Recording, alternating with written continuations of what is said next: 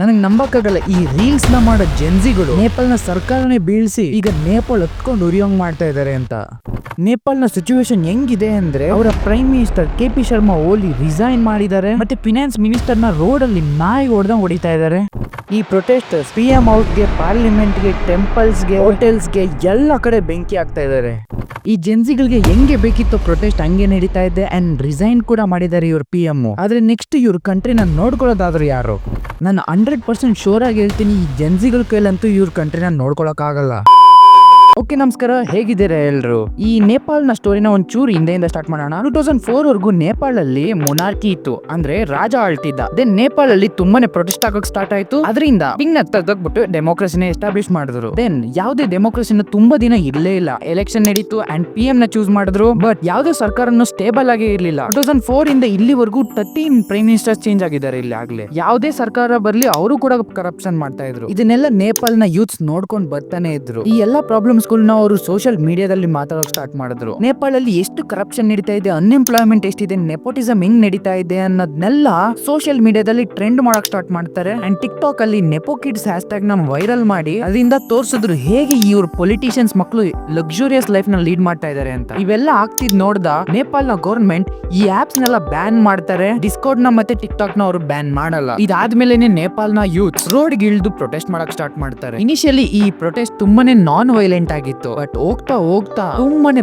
Big violent ಆಗ್ಬಿಡುತ್ತೆ. ಇಲ್ಲಿ KGF ನ ಡೈಲಾಗ್ ಆರಾಮಾಗಿ ಸೂಟ್ ಆಗುತ್ತೆ. Nepal ಜೆನ್ಸಿಸ್ be like violence, I don't like it, but corrupt politicians need violence, I can't avoid. ಇಲ್ಲಿವರೆಗೂ peaceful ಆಗಿ ಪ್ರೊಟೆಸ್ಟ್ ಮಾಡಿ ಅವರ ಹಕ್ಕನ್ನ ಕೇಳ್ತಾ ಇದ್ರು, ಅಲ್ಲಿವರೆಗೂ ಇವ್ರು ಸರಿಯಾಗಿ ಎಲ್ಲ ಮಾಡ್ತಾ ಇದ್ರು. ಇಲ್ಲಿವರೆಗೂ ನಾನು ಒಪ್ಕೊಳ್ತೀನಿ ಇವ್ರು ಸರಿಯಾಗಿ ಮಾಡಿದ್ದಾರೆ ಅಂತ. ಬಟ್ ಮುಂದೆ ಈ ಪ್ರೊಟೆಸ್ಟ್ ಹೆಂಗೆ ಟರ್ನ್ ಆಯ್ತು, ಇಟ್ ಈಸ್ ಹಾರಿಬಲ್. ಈ ಪ್ರೊಟೆಸ್ಟ್ ನ ಕರೆಕ್ಟ್ ಆಗಿ ಹ್ಯಾಂಡಲ್ ಮಾಡೋ ಬದಲು ಅಥವಾ ಜನಗಳ ಕಷ್ಟನ ತಿಳ್ಕೊಳ್ಳೋ ಬದಲು ಈ ನೇಪಾಳ್ನ ಗವರ್ನಮೆಂಟ್ ಓಪನ್ ಫೈರ್ ಮಾಡಿಸ್ತಾರೆ. ಈ ಫೈರಿಂಗ್ ಇಂದ 19 ಮಕ್ಕಳು ಸಾಯ್ತಾರೆ, ಮತ್ತೆ 300ಕ್ಕಿಂತ ಹೆಚ್ಚು ಜನ ಇಂಜೂರ್ ಆಗ್ತಾರೆ. ಇದಾದ್ಮೇಲೆ ಎಲ್ಲಾನು ಚೇಂಜ್ ಆಗೋಯ್ತು. ಪೀಸ್ಫುಲ್ ಪ್ರೊಟೆಸ್ಟ್ ಇದ್ದಿದ್ದು ವೈಲೆಂಟ್ ಪ್ರೊಟೆಸ್ಟ್ ಆಗೋಯ್ತು. ಕರಪ್ಟ್ ಪೊಲಿಟಿಷಿಯನ್ಸ್ ಮನೆನ ಸುಟ್ಟಾಕ್ಬಿಟ್ರು. ಫೈನಾನ್ಸ್ ಮಿನಿಸ್ಟರ್ ನ ರೋಡ್ ಅಲ್ಲಿ ಓಡಾಡ್ಸ್ಕೊಂಡು ನಾಯಿ ಹೊಡೆದಂಗ್ ಹೊಡಿತಾರೆ. ಇದಾದ್ಮೇಲೆ ಪಾರ್ಲಿಮೆಂಟ್ ಕೂಡ ಸುಟ್ಟಾಕ್ಬಿಡ್ತಾರೆ. ಗ್ರೋಸರಿ ಸ್ಟೋರ್ಸ್, ಮಾಲ್ಸ್ ಎಲ್ಲದಕ್ಕೂ ಬೆಂಕಿ ಹಚ್ಚಿಬಿಡ್ತಾರೆ. ಇದನ್ನೆಲ್ಲ ನೋಡಿ ನೇಪಾಲ್ ಗವರ್ನಮೆಂಟ್ ಸೋಷಿಯಲ್ ಮೀಡಿಯಾ ಮೇಲಿದ್ದ ಬ್ಯಾನ್ ಅಂತೂ ತೆಗೆದಾಕ್ಬಿಡ್ತಾರೆ. ದೆನ್ ನೇಪಾಲ್ನ PM KP ಓಲಿ ಕೂಡ ರಿಸೈನ್ ಮಾಡ್ತಾರೆ. ಈ ರೆಸಿಗ್ನೇಷನ್ ಇಂದ ನೇಪಾಲ್ನ ಯೂತ್ಸ್ ವಿನ್ ಆದ್ರು. ಇಲ್ಲಿವರೆಗೂ ಏನ್ ನಡೀತೋ ಅದೆಲ್ಲ ಸರಿಯಾಗಿ ನಡೀತು ಅಂಡ್ ಸರಿಯಾಗಿ ಮಾಡಿದ್ರು ಯೂತ್ಸ್ ಕೂಡ. ಬಟ್ ಮುಂದೆ ಏನ್ ಟರ್ನ್ ತಗೋತೋ ಇಟ್ ವಾಸ್ ಹಾರಿಬಲ್. ಯಾಕೆಂದ್ರೆ ಯಾವ್ದಾವ್ದು ಮಾಲ್ ಸಿಕ್ತೋ, ಯಾವ್ದಾವ್ದು ಹೋಟೆಲ್ ಸಿಕ್ತೋ, ಗ್ರೋಸರಿ ಶಾಪ್ ಸಿಕ್ತೋ ಎಲ್ಲಾನು ಅವರು ಬರ್ನ್ ಡೌನ್ ಮಾಡ್ತಾರೆ. ಯಾಕೆಂದ್ರೆ ಅವ್ರಿಗೆ ಮಜಾ ಬರ್ತಿತ್ತು ಅದರಿಂದ. ಅಂಡ್ ಕೆಲವು ಕಡೆ ಅಂತೂ ಟೆಂಪಲ್ಸ್ಗೂ ಕೂಡ ಅಟ್ಯಾಕ್ ಮಾಡಕ್ ಹೋಗ್ತಾರೆ. ಬಟ್ ನೇಪಾಲ್ನ ಆರ್ಮಿ ಅದಾಗ್ದಿರಂಗೆ ತಡೆಯುತ್ತೆ. ಇದೆಲ್ಲ ಆದ್ಮೇಲೆ ನೇಪಾಲ್ನ ಯೂತ್ಸ್ ನಿಂತ್ಕೋಬೇಕಿತ್ತು, ಬಟ್ ಅವರು ನಿಂತ್ಕೊಳ್ಳಲ್ಲ. ಅವರು ಸಿಕ್ಕಿದ ಎಲ್ಲ ಮಾಲ್ಸ್ ನ, ಗ್ರೋಸರಿ ಶಾಪ್ಸ್ ನ, ಪಾರ್ಲಿಮೆಂಟ್ ಹೌಸ್ ನ, ಸುಪ್ರೀಂ ಕೋರ್ಟ್ ನ ಎಲ್ಲಾನು ಬರ್ನ್ ಡೌನ್ ಮಾಡ್ತಾರೆ. ನೇಪಾಳಲ್ಲಿ ಇವೆಲ್ಲ ಪ್ರೊಟೆಸ್ಟ್ ಆದ್ಮೇಲೆ ಈಗ ಅಲ್ಲಿ ಕ್ಲೀನಿಂಗ್ ನಡೀತಾ ಇದೆ.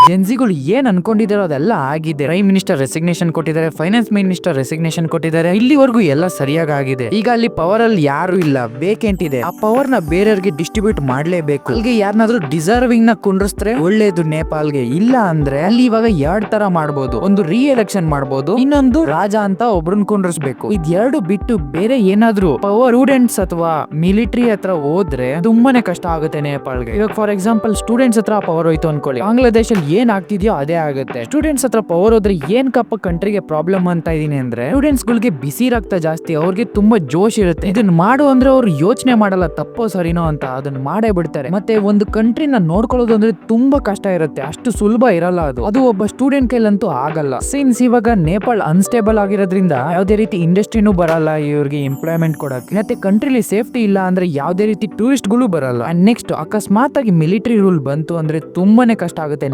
ನೇಪಾಳ್ನ ಸ್ಥಿತಿ ಮಯನ್ಮಾರ್ ಮತ್ತೆ ಪಾಕಿಸ್ತಾನ್ ತರ ಆಗ್ಬಿಡುತ್ತೆ. ಒಂದ್ಸರಿ ಮಿಲಿಟರಿಗೆ ಪವರ್ ಸಿಕ್ಕಿದ್ರೆ ಅವ್ರು ಈಸಿಯಾಗಂತೂ ಬಿಟ್ಕೊಡಲ್ಲ. ನೀವುಗಳು ಮಿಲಿಟರಿ ಅಂದ್ರೆ ನಮ್ಮ ಇಂಡಿಯನ್ ಮಿಲಿಟರಿನ ಮಾತ್ರ ಕಂಪೇರ್ ಮಾಡ್ಕೋಬೇಡಿ. ನಮ್ military far better than Pakistan and Myanmar military. ನಮ್ ಮಿಲಿಟರಿನೇ ಡಿಫ್ರೆಂಟ್, ಅವ್ರ ಮಿಲಿಟರಿನೇ ಡಿಫ್ರೆಂಟ್. ಪಾಕಿಸ್ತಾನ್ ಮಿಲಿಟರಿ ಅಂತ ಅವ್ರ ದೇಶದ ಎಲೆಕ್ಷನ್ ನ ಅವರೇ ಕಂಟ್ರೋಲ್ ಮಾಡ್ತಾರೆ. ನೆಕ್ಸ್ಟ್ ಯಾರು PM ಆಗ್ಬೇಕು ಅಂತ ಮಿಲಿಟರಿ ಡಿಸೈಡ್ ಮಾಡುತ್ತೆ. ನಮ್ ಮಿಲಿಟರಿಗೂ ಅವ್ರ ಮಿಲಿಟರಿಗೂ ಕಂಪ್ಯಾರಿಸನ್ ಇಲ್ಲ. ಇದಿಷ್ಟು ಚಾನ್ಸಸ್ ಇದೆ ಆಗ್ಬಹುದು ಅಂತ. ಈಗ ನೇಪಾಲ್ ಜೆನ್ಸಿಸ್ ಹತ್ರ ಇರೋದು ಒಂದೇ ಆಪ್ಷನ್, ಬೇಗ ಎಲೆಕ್ಷನ್ ಮಾಡ್ಬೇಕು ಮಾಡ್ಬೇಕು, ಒಬ್ರು ಡಿಸರ್ವಿಂಗ್ ಕ್ಯಾಂಡಿಡೇಟ್ ನ ಮಾಡ್ಬೇಕು ಅಂಡ್ ಬೇಗ ರೀಸ್ಟೇಬಲ್ ಮಾಡ್ಬೇಕು ಕಂಟ್ರಿನ. ಈ ನೇಪಾಳ ನ ಯೂತ್ಸ್ ಹೊಸ ಹಿಸ್ಟ್ರಿನೇ ಬರೀತಾರೆ. ಒಂದು ಆರ್ಡಿನರಿ ಡಿಸ್ಕಾರ್ಡ್ ಆಪ್ ಅಲ್ಲಿ ವೋಟ್ ಮಾಡಿ ಅವ್ರ ಕಂಟ್ರಿಯ ಪ್ರೈಮ್ ಮಿನಿಸ್ಟರ್ ನ ಚೂಸ್ ಮಾಡ್ತಾರೆ. ಆ ಆಪ್ ಅಲ್ಲಿ ಒಂದು ಕ್ವಶನ್ ಹಾಕ್ತಾರೆ, ನಮ್ ನೇಪಾಳ ಕಂಟ್ರಿಗೆ ಯಾರು ಪ್ರೈಮ್ ಮಿನಿಸ್ಟರ್ ಆಗಬೇಕು ಅಂತ. ಅದಕ್ಕೆ 4 ಆಪ್ಷನ್ಸ್ ನ ಕೂಡ ಕೊಡ್ತಾರೆ. ಮೋರ್ ದೆನ್ 1,30,000 ಜನ ಜಾಯ್ನ್ ಆಗಿ ಸರ್ವರ್ ಗೆ ವೋಟ್ ಮಾಡ್ತಾರೆ ಅಂಡ್ ರಿಸಲ್ಟ್ ಬರುತ್ತೆ. ಅಂಡ್ ಈ ವೋಟಿಂಗ್ ಅಲ್ಲಿ ಸುಶೀಲಾ ಗಾರ್ಗಿ ಅನ್ನೋರು ವಿನ್ ಆಗ್ತಾರೆ ಅಂಡ್ ಅವರೇ ಇವಾಗ new prime minister of Nepal. ಯಾವುದೇ ರೀತಿ ಒಂದು ವೋಟಿಂಗ್ ಬೂತ್ಸ್ ಇಲ್ದೇನೆ ಬರೀ ಒಂದು ಸೋಷಿಯಲ್ ಮೀಡಿಯಾ